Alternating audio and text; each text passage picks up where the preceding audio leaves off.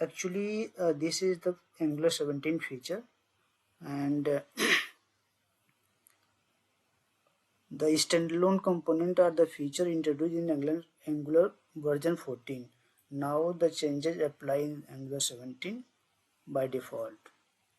That is the reason the default new command will not create the app.module.ts file in the src.app folder default. If we need, then we can type the no standalone with the or the new NgNew keywords. That is the reason the default file not created. I hope this information will help you to resolve this issue quickly.